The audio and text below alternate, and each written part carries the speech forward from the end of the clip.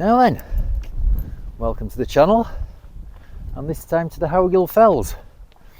We parked, I don't know if you can make it out there, at Intake Farm, just outside of Gazegill. We're right on the northern edge of the Howgills, and we're just going to go up a hill called Knott today. It's what, I can't remember what category it is, but it's one that when I came up here to bag various hills, I skirted round it, and when I looked at map when I got back home, I should have gone up that. So that's where we're heading today. So let's have a quick look at the route.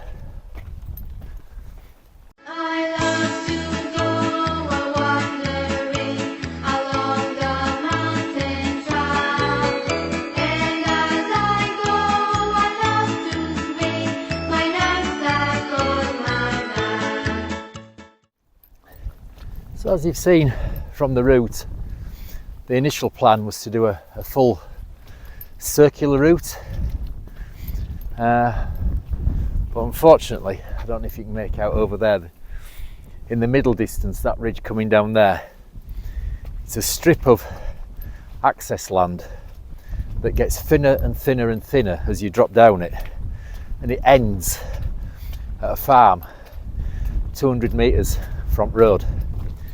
And on the way here I had a quick look at the farm, and I thought, So we're not going to go down there. We'll do main round on the hills, and then on this track there's a sheepfold. So what I'll do when we drop down off what's called Hand Lake, I'll contour around back to the sheepfold up here and back down this track. Now, I keep saying on here that I'm a trained navigator. So today we've got one of them, and we've got, hang on, one of them, and I've also printed off a route card. So what I'm going to try and do when we get up into the hills, hopefully if we lose paths and whatever, I'm going to see if I can show you some navigation, some pacing, some timing, stuff like that. I'll show you the route card. I've designed a spreadsheet on Excel, and once you've put your coordinates of your waypoints in it, your start time and your date, and then it just does everything else for you, works out your distances, your bearings. It even accounts for declination, which, if you don't know what that is, it's the difference between magnetic north and true north. So you have to adjust compasses to take that into account, and it varies with time. But at the moment here, it's minus 0.6 degrees, so it's not worth bothering about at the moment. So yeah, we'll see if we can have a look at some navigation as we go around, but there's no point here on a track like this that's well defined. Yeah, so hopefully when we get in the hills we'll try some navigation, and when I deviate off the route, like I said, when we come down off Hand Lake, I'll take a bearing to this sheep. Hang on a minute, Charlie, come back. I'll take a bearing to the sheepfold at the top of this track, and then see if we can walk on that bearing. Right, on we go.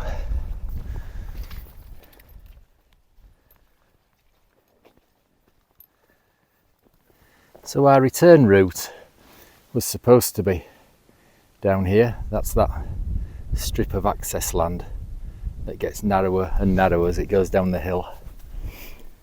So I think what we're going to do, I'll zoom in a bit,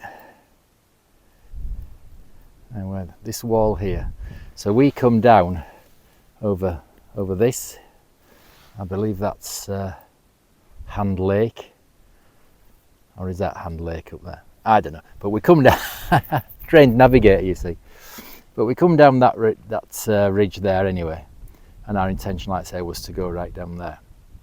what I think I'm going to do is pick up this wall. There's a gate in the wall down there, and there's a fence here, there's a gate over that. We'll have to get over that beck down there somehow. I think we'll do that and then back up onto this track and back down there where we've just come from, rather than risk any irate farmers. Like I say, it's only 200 metres, but it's right through farm. Right, so I think that's the plan for the return route. So we follow this track, you make it out sort of winding around this flank here, and that sheep folds just around this corner, and then we veer off left down into the valley and then up over that hill there that's just below the sun. And that's Risper Pike, so it's over that and then back down into another valley and then up again up onto Knott and then back over that Hind Lake, I think it's called Hind Lake, and then make our way back somehow. Right, so on we go. And that's looking back down the valley and just thinking about ways to get back to avoid going through that farmyard. I don't know if you can make out on here, but down there, right in the middle there's a little footbridge. There, look. So that could be handy. We'll have to keep that in mind for the way back. We're keeping on along here towards this sheepfold. So we're just passing by the sheepfold, you can see behind me there. And there is still a bit of like a quad track going up here. So we'll keep following this for a while before we veer off up Risper Pike. On we go. So there's been another change of plan. That there in front of us is Uldale Head, which we're going over. And that one there, that's Risper Pike. That's not Hind Lake, like I said earlier. Being a trained navigator. Now, there's no real need to go over Risper Pike. I've walked that before. So we're going to carry on. There is a faint track up here. Look. So we're going to carry on along here. And then I think I can actually make out a path going up Uldale Head. So we'll do that, there's no need to go up Risper Pike. Right, on we go. Well, there's a fox just run out in front of us. I wasn't quick enough to catch it on camera. It's gone up there somewhere. Nice to see him.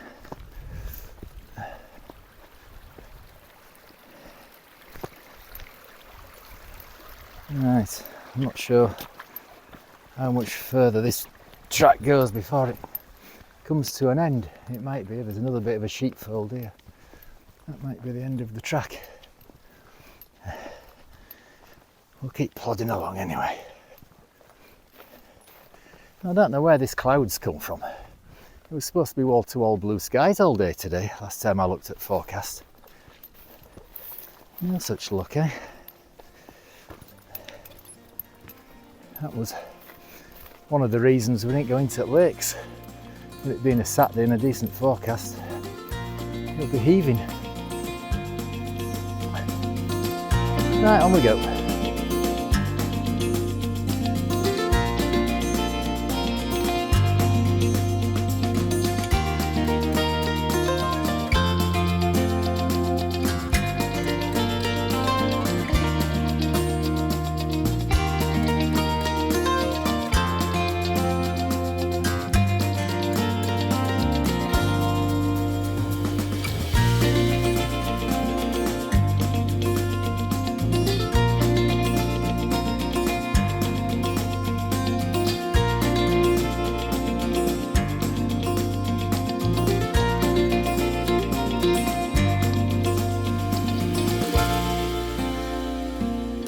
Right, so we've arrived on this grassy knoll, and see over my head there, that's Uldale Head.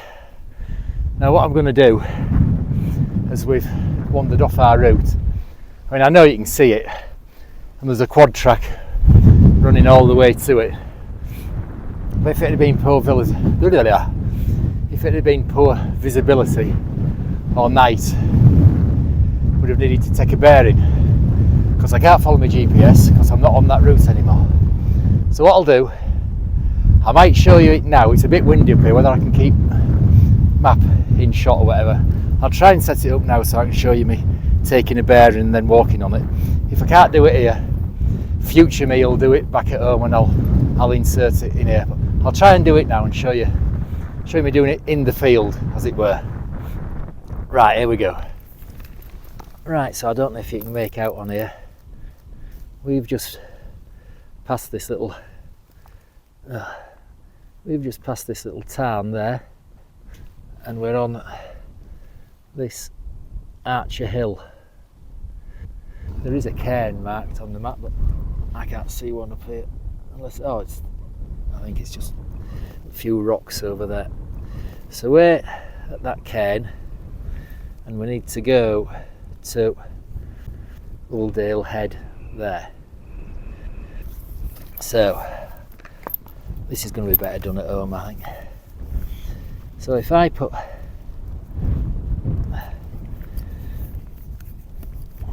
the compass on that cairn there, and where's Uldale Head gone? And Uldale Head there. Where's that cairn now? Keep that there. There's the cairn. Don't know if you can see that. So the cairn where we are now is there, and there's a ring contour. You can just see it saying Uldale Head there. So if I now line up the grid lines on the compass with the grid lines on the map,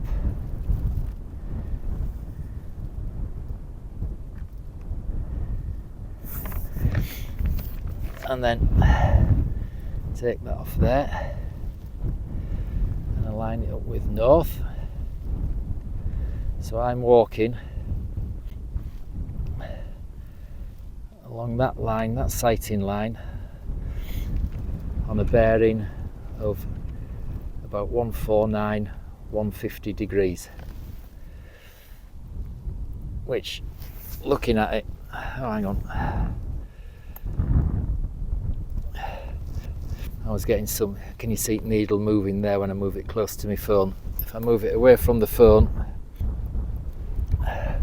and that is pointing right at Uldale Head. I'll see what that's like when I come to edit it, or I might do it when I get home. Right, so we're walking 149, 150 degrees. Say that declination at the moment is 0.6 degrees, so that's not worth thinking about. So we'll head off to Uldale Head. So we'll see in a bit. So what I should have done back there when I was taking the bearing was measured the distance as well. There's what's called the Roma scale on the edge of the compass. You measure the distance with that. So from that, I could have worked out how many paces I would be taking between the 2 points. Now I know that I've got 60 paces to 100 metres, and that's not left to right. That's not one pace, it's like left to left or right to right. That's one pace. So I know, like I say, I've got 60 paces to 100 metres, and with it being fairly flat, that would have been a good measure. So say it had been 400 metres, that would have been 2,400 paces for me. But rather than counting 2,400 paces, get some stones and count your paces to 100 metres. When you've done 100 metres, swap a stone into the other hand, start counting again. So then if it had been 400 metres, when I've swapped 4 stones over, that's my distance covered. So that's pacing. Now timing, if it had been on a steep incline, and I've probably timed it So I'd have measured the distance, measured the height gain, which you could do from the contours, and I tend to take,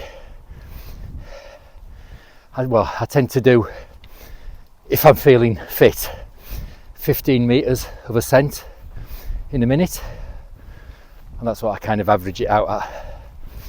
So I'd have measured the distance, worked out at my rate of about 5 kilometres an hour how long it would have taken me to walk the flat distance, and added on the time for the ascent, and the total would have been the time it should have taken me to climb between the 2 points. There's not going to be any areas where I can demonstrate that. I might try and time a section on the way back. Whew. Right, we're getting some good views now over the bulk of the Howgill Fells. As we reach, what's it called? Something head, isn't it? What's it called? Uldale head. Look at that weather behind us. Ah, that cloud's heading our way, I think. I've not brought Charlie's waterproofs with him because the forecast said we wouldn't need them. Right, hang on, I'll just flick onto the camera.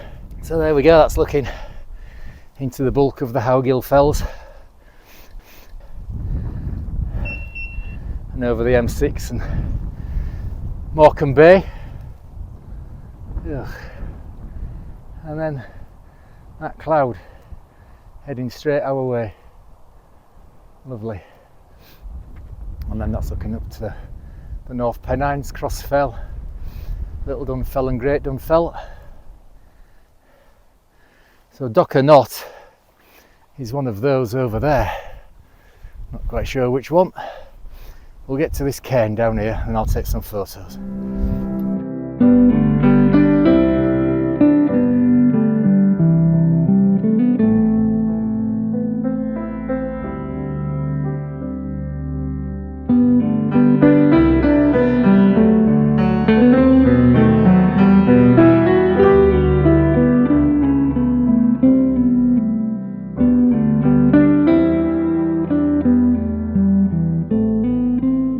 So irritatingly, we drop right down here off Uldale Head and then we go up the left hand side of that gill. So I'm assuming that in the middle there is Knott. I've not looked at the map since we took that bearing. And that is the former boundary of the Yorkshire Dales National Park, that gill. But it's been moved, hasn't it? I don't know where it is now. I know the Lake District has been extended, and so has the Yorkshire Dales. So I think they actually meet now. And from what I recall about last time I was down here, I think it's a bit damp, and especially given all the rain we've had recently. So I'm just wondering if it might be better to go up there. There is a bit of a path going up there. Go up there. Go up there and then up the ridge maybe, rather than going straight up that flank. Right, we'll see. Down we go. So here we are, down in the bottom of this bit that I was expecting to be a bit wet. And look at Charlie, straight over. Actually, it doesn't look too bad. I looked at the trace of the track last time I was here, and we'd taken some major avoiding route. Ah, it's not too bad at all, this, is it? No.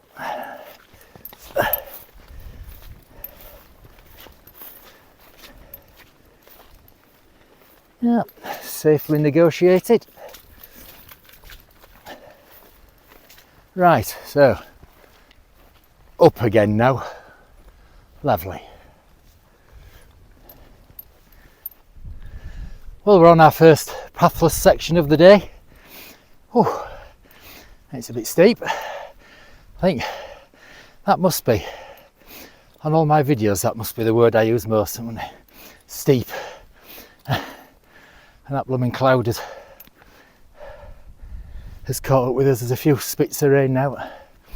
I'm hoping it's not going to come too much. I think the bulk of it seems to be heading off that way and missing us. Oh, right, upwards.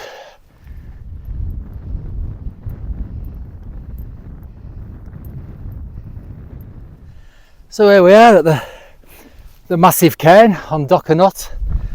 And that's today's objective. That bit there was off-piste, coming up there. Oh, I hope that misses us. That looks wet. Right, so we're going to head off over there somewhere. Who knows where? Train navigator, you see. GPS knows where. I think we could be getting wet. Right, down we go.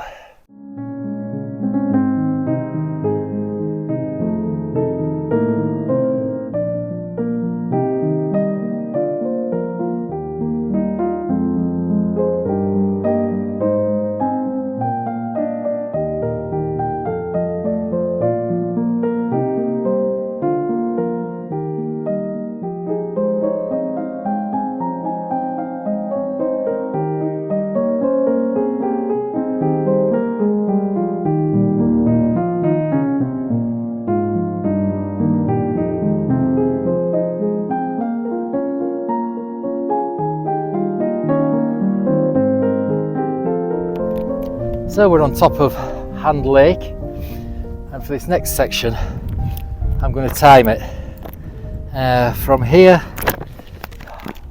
wind, Hand Lake to the stream down in the bottom, which is where I'm going to take the bearing and veer off to that footbridge that I mentioned earlier.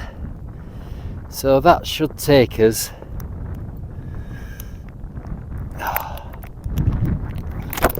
wind. That should take us, and my eyes as well, 40 minutes. It's now 1:05. I can't see it ticking that. How far is it? Oh, it's over 1.5 kilometres, isn't it?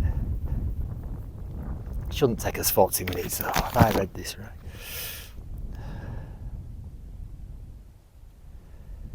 Well, I might have to adjust my timings on my route card. So 1:45 we should be there. So it'll be a late lunch when we get down there, and that's where I'm going to take the bearing over to that footbridge. Right, on we go. So should see you at 1:45 for lunch. And I forgot to say as well that that route card also gives you the bearing. So this base is practically a straight line down the flank of this fell, and it's a bearing of 345 degrees, but it's a quad track leading all the way down. We've got good visibility, but if say that cloud was over here and it had dropped right down, then it'd be a good idea to take a bearing on the nearest or the furthest thing you can see, walk to that, get your bearing, pick another object, walk to that.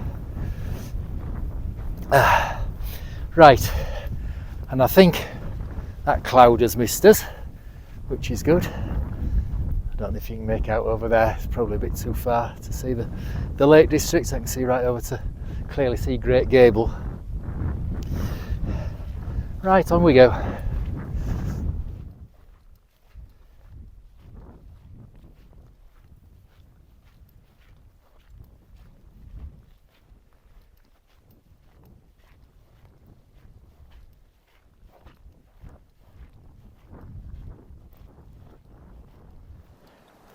So we've arrived at the next waypoint, and so we're early, we're 7 minutes early, but it was all easy going and downhill all the way.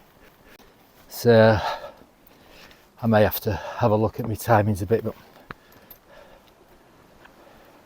near enough. Now there's been another change of plans. I said I was going to take a bearing from here to that footbridge. Well, that would have meant, hang on, going straight over there.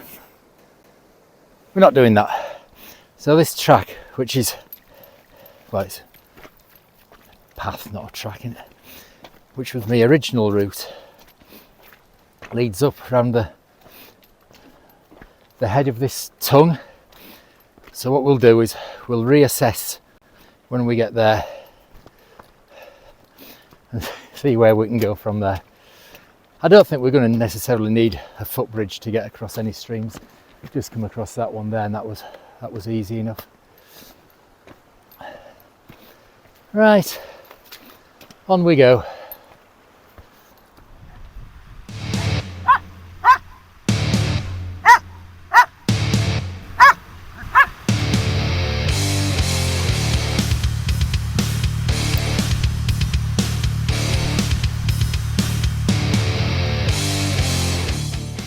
Well, we stopped for lunch by the babbling brook, and having lost all the height coming down off Hand Lake, we're going back up again. There's a good view out there. That's where we've just had lunch, down there. Hand Lake, where we've just come over. And there's not a soul around. Not seen anybody all day long, which is great.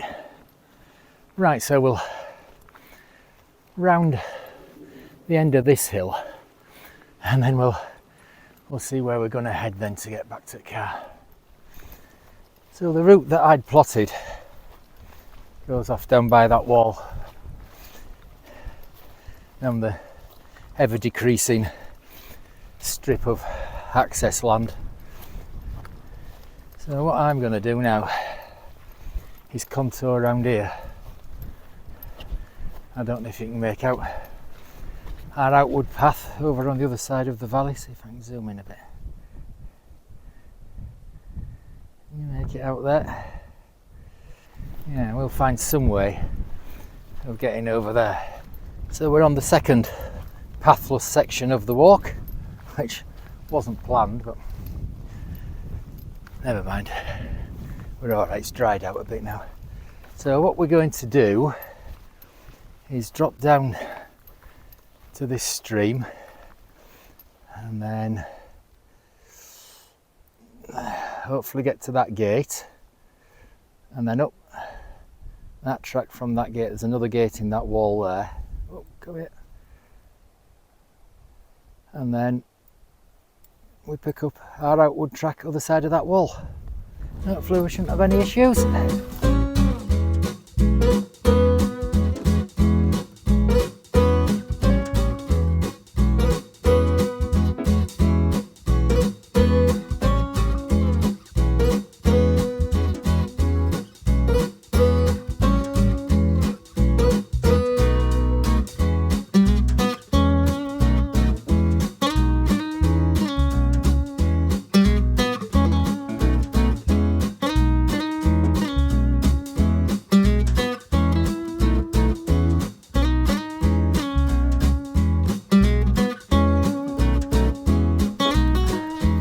Well, it's had its ups and downs as this walk today. Oh, I'm shattered.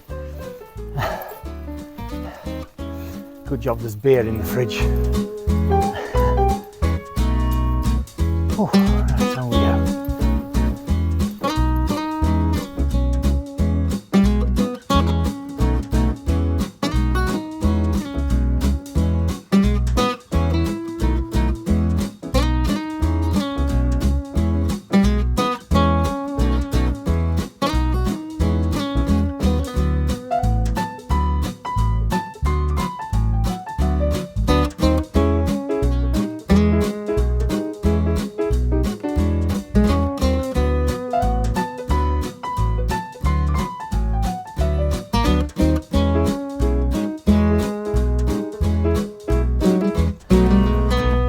So we're now back on our outward route, and that detour around there, it wasn't too bad at all really. It was a bit wet in places, but there was like quad tracks and sheep trods to follow, so yeah, it wasn't too bad at all really. I'd still like to have been able to go down the original planned route, but for the sake of 227 metres through a farmyard, I think it was. I didn't fancy. Maybe if I'd have been on my own without Charlie, I'd have done it, but I don't know if there'd have been any other farm dogs lurking around or out like that. So. Nah, it's been alright. Right, so we'll plod on. Right, so we're just plodding back down the track we came out on this morning. So I'm going to say ta-ra. I hope you've enjoyed it. We have, it's been a great day. Absolute peace and solitude. We've not seen another person all day long, not even in the far distance on tops of any of the other Howgill Fells. Not seen a soul at all. It's been brilliant. So yeah, I hope you've enjoyed the other little bits, the bits of navigation stuff. If you'd like to see more of that, let us know, drop us a comment. And if you'd like to know about the XL route card that I've designed, let us know about that too in comments. Be nice to hear from you. So if you've enjoyed it as much as we have, please do the usual, liking, subscribing, ringing the notification bell, sharing, commenting, all that usual malarkey, and hopefully see you on the next one. Tra!